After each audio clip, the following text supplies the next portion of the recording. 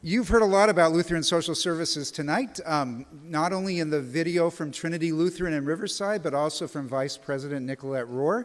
And we are delighted to have with us the Chief Executive Officer of Lutheran Social Services of Southern California, Dr. LaSharnda Beckwith. It has been a privilege to work with her over the past couple of years. We are delighted to have you with us. Please welcome Dr. LaSharnda Beckwith.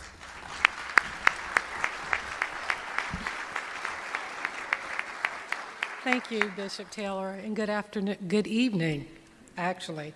Thank you so much for allowing me to be able to address the assembly of this evening.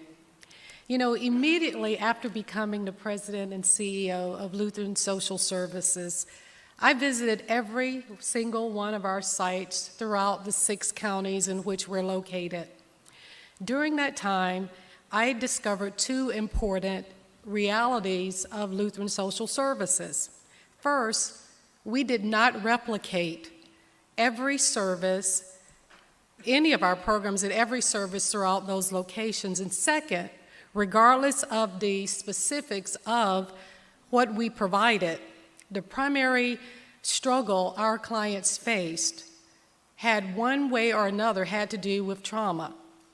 Addressing trauma programmatically, psychologically, mentally, emotionally, and spiritually must be central to everything Lutheran Social Services offers throughout Southern California. That was my takeaway from all those visits. And here we are 2 years later, and our agency, this is the primary and the central focus of what we're doing now and going forward.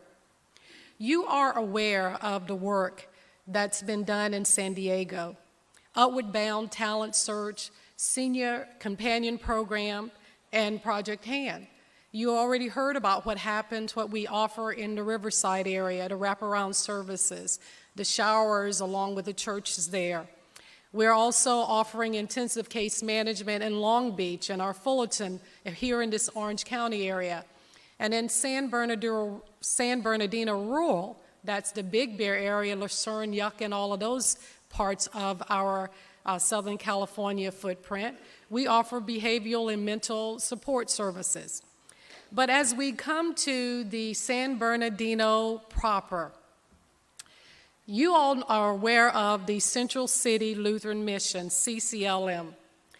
When the First Lutheran Church in San Bernardino closed in 1994, 5 Pacifica Synod congregations put together a plan. They put together a plan to repurpose the property at G Street and Virginia Avenue. 2 churches in San Bernardino community, Lutheran Church of Our Savior and Highland Lutheran Church, with 3 other Lutheran churches that were located in San Bernardino counties. In response to the struggles of the neighborhood, those 5 churches proposed the creation of Central City Lutheran Mission, and the Pacifica Synod designated the mission as an authorized synodical worshiping community. CCLM, as it's referred to, has served marginalized men and children, families, for more than 25 years.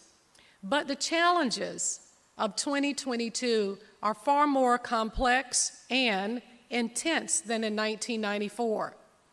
And as a result, Lutheran Social Services Southern California, we conducted a needs assessment, speaking with civic and governmental leaders and listening to the neighbors nearby and influencers in the greater San Bernardino area.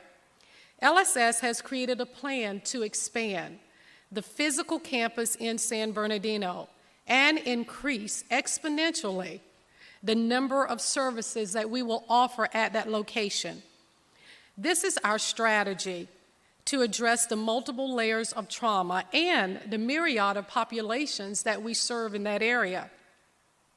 Over the next 6 years, we're so excited about what we're about to do. Over the next 6 years in San Bernardino community, we will create the San Bernardino Community Wellness Campus.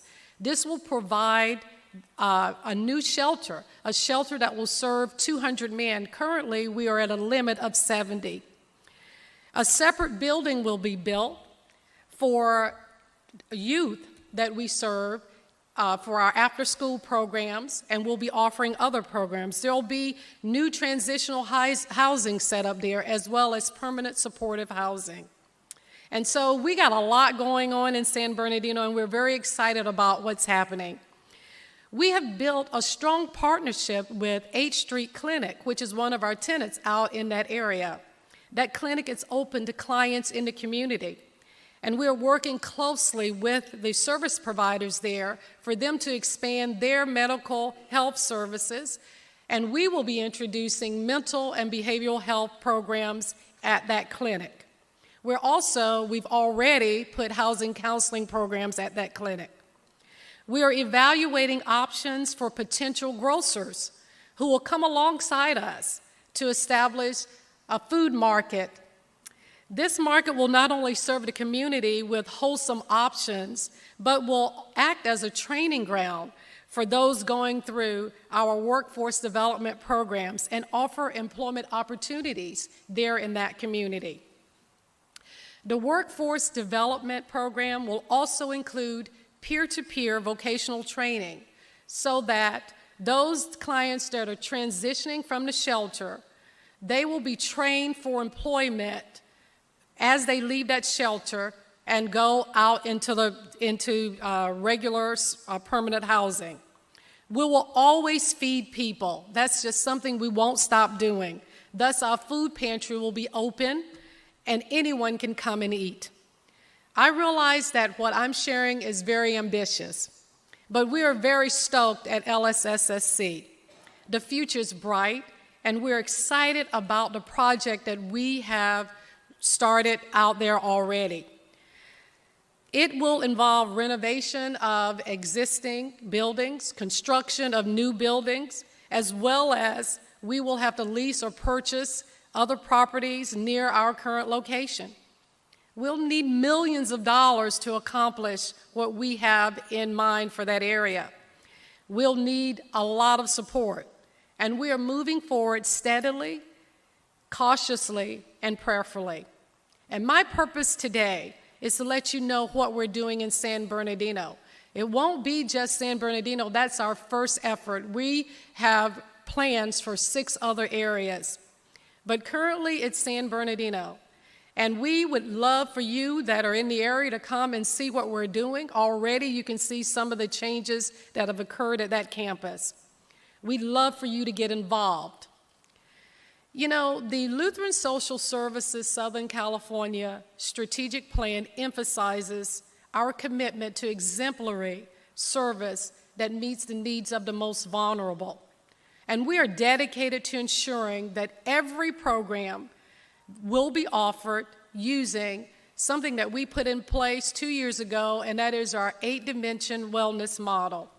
This model engages clients in integrative, holistic, and trauma-informed care.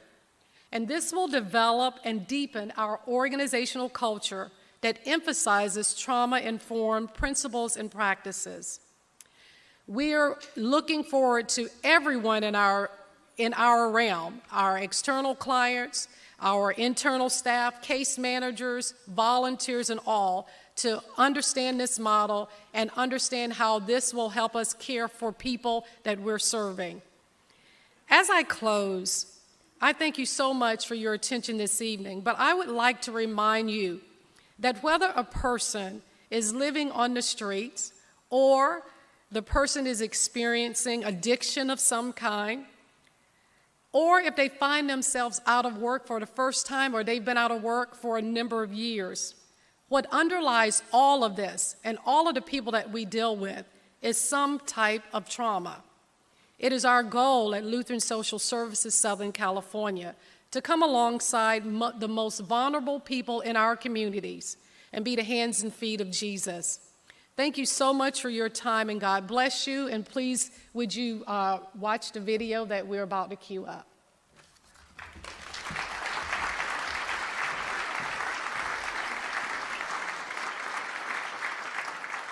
My name is Jessica Esquivel, and I am the Area Director here for the CCLM side of Lutheran Social Services. I wanted to share with you a little sneak peek of our shelter renovation and where we are today. We have a new roof that is completely safe and houses and provides a sanctuary of sleeping for our guys and a safe place for staff to help them reintegrate into society. And this year is the first time that this building has seen central heat and air, providing that comfortable space where they can get a restful night's sleep and feel safe and secure, all the basic needs that we do every day at home.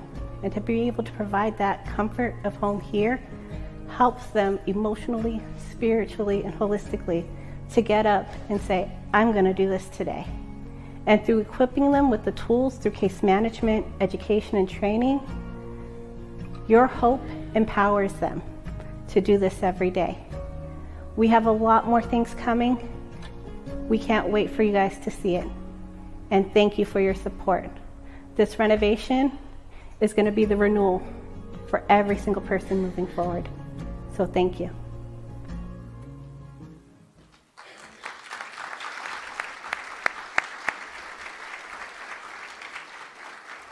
Thank you, Dr. Beckwith. We're happy you decided to spend Thursday evening with us and share with us the good news of what's happening in San Bernardino. Thank you very much for being here.